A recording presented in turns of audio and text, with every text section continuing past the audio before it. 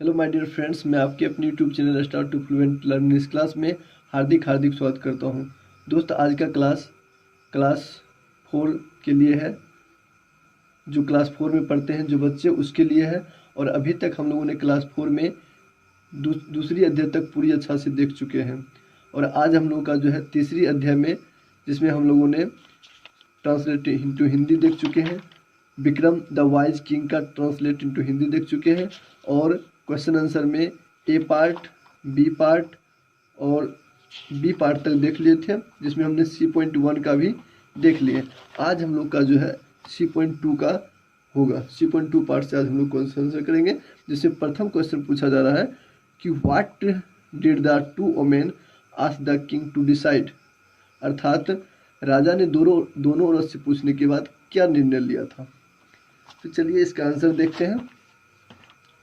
तो यहाँ पे इसका आंसर हो जाएगा the two women asked the king. दोनों औरत से पूछने के बाद टू डिसाइड, राजा ने निर्णय लिया, who was the real mother of the baby. अर्थात बच्चे की वास्तविक माँ कौन है, यही निर्णय लिया गया था। चलिए अगला दूसरा नंबर क्वेश्चन है कि what convinced the king that Sita was the real mother. कि राजा को कौन सी बात, सीता की कौन सी बात जो है राजा को यह कन्विंस्ड कर दिया कि सीता जो है उसकी रियल मदर है, अर्थात वास्तविक माँ है। कन्विंस्ड अर्थात खींच लिया था, कौन सी बात उसको खींच लिया था। तो जब Sita did not want the baby to be cut, अर्थात Sita did not want the baby to be cut, Sita नहीं चाहती थी कि वो बच्चा कटे। ये बात जो है दिस कन्विंस्ड द किंग, राजा को खींच लिया था, that she was the real mother. इसलिए वो कहे थे कि यह सीता ही जो है उसका वास्तविक माँ है। तो इस प्रकार से इसका आंसर हो जाएगा। ये बिल्कुल राइट आंसर है, आप इसको नोट कर लेंगे। और इसी प्रकार से अगला क्वेश्चन है, how did the king show his wisdom. How did the king show his wisdom, अर्थात उसके बुद्धिमानी होने का कैसे दिखाया गया, राजा की बुद्धिमानी होने को किस तरह से दिखाया गया है, कि राजा बुद्धिमान थे, कैसे दिखाया गया है। चलिए इसका आंसर हो जाएगा the king showed his wisdom by thinking and ordering intelligently for proper judgement. अर्थात राजा की ठीक तरह से फैसला लेना, उनकी तेज आदेश देना और तेज सोचने पर आदेश देना, ऐसा उनकी बुद्धिमानी दिखाया गया है। वो ठीक तरह से फैसला लेते थे और इंटेलिजेंटली ऑर्डरिंग, और तेज वो आदेश देते थे, मतलब कि तेज रूप में वो आदेश देते थे और सही से सोच करके आदेश देते थे। इस प्रकार से हम कह सकते हैं कि ये सब बातें जो है राजा की बुद्धिमानी को दिखाता है। इस प्रकार से इसका आंसर आप नोट कर लेंगे, the king showed his wisdom by thinking and ordering intelligently for proper judgement. चलिए अगला क्वेश्चन C.3 में हम लोग चलते हैं। C.3 में कहा जा रहा है, rearrange the following sentences in proper order to make a meaningful paragraph. अर्थात जो भी नीचे दिए गए वाक्य हैं उन वाक्यों को आप मीनिंगफुल पैराग्राफ करके सजाइए। फॉर द फर्स्ट आप इसको पुट 1 आप 1 रख सकते हैं, फॉर द सेकेंड उसको 2 रख सकते हैं। So one has been done an example, जिस प्रकार से एग्जाम्पल एक फर्स्ट जो है दिखा रहा है, there was a king whose name was Vikram. यह वाक्य जो है कहानी में सबसे पहले आया होगा, इसलिए इसको फर्स्ट लिखा गया है। उसी प्रकार से इसमें से कौन सा वाक्य सेकेंड के लिए होगा वो आपको इसमें कहता है देखने के लिए, फिर उसको आप सेकेंड में सजाएं और सजाकर उसे लिखें। तो इस प्रकार से हमने समय की बचत करते हुए मैंने पहले ही इसको सजा दिया है और आपको यहाँ पर कहानी के माध्यम से पूरे है और इसको सजाया गया है। आप भी इसको देख लें और इसी प्रकार से सजा लेंगे। तो सेकेंड में इसका हो जाएगा ये हो जाएगा, the Kings officers brought the two women before the king. अर्थात उसके अधिकारी ने दोनों औरत को लाया था बिफोर द किंग, किंग के पास उसके दोनों अधिकारी को लाया गया था। ये सेकंड हो जाएगा। और थर्ड इसका हो जाएगा the two women were quarrelling over a baby. The two women were quarrelling over a baby, दोनों औरत जो है बच्चे के लिए झगड़ रही थी। और तीसरा फोर हो जाएगा इसका the king brought over the baby matter a title. The king thought over the matter a title, अर्थात राजा ने जो है बात को गहराई से, मतलब ये जो टाइटल लिटिल गहराई से सोचा था, बातों को अच्छा से मुद्दा को लिया था।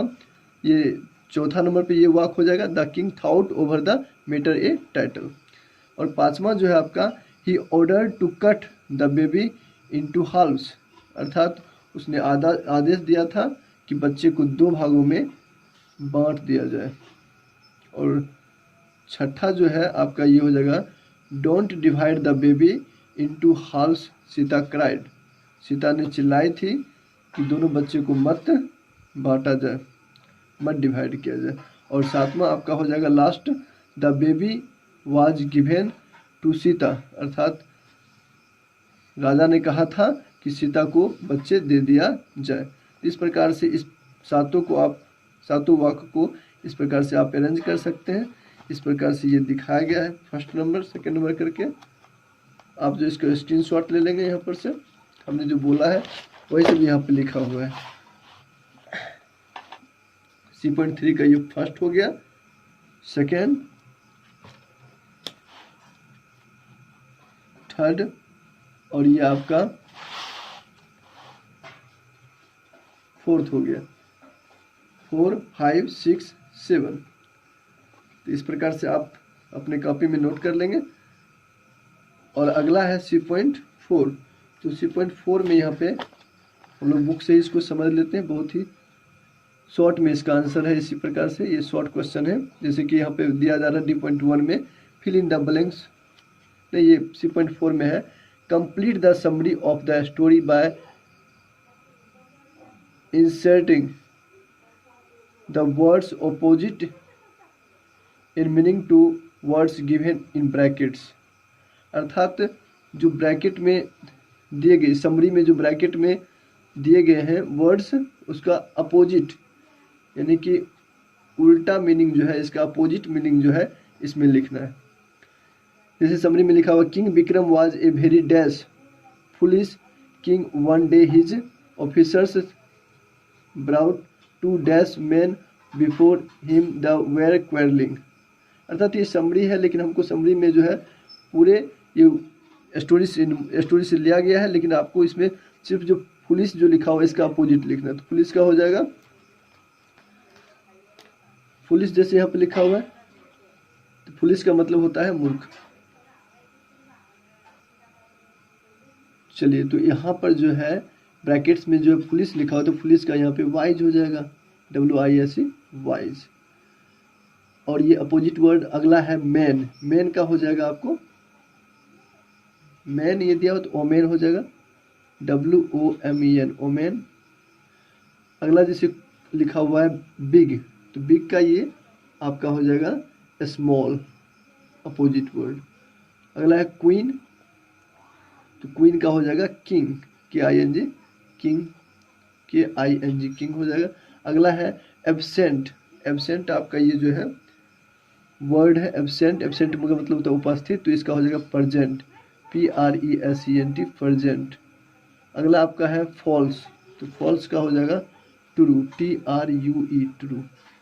ठीक, तो इस प्रकार से आप इसका अपोजिट वर्ड्स लिख देंगे अपने नोटबुक में। अगला जो है डी पार्ट में चलते हैं। तो डी पार्ट में सबसे पहले D.1 में है fill in the blanks to make meaningful words, अर्थात जो डॉट डॉट है यहाँ पर आपको ऐसा लेटर भरना है जिससे कि ये पूरी वर्ड बन जाए, अर्थात मीनिंगफुल वर्ड्स बन जाए।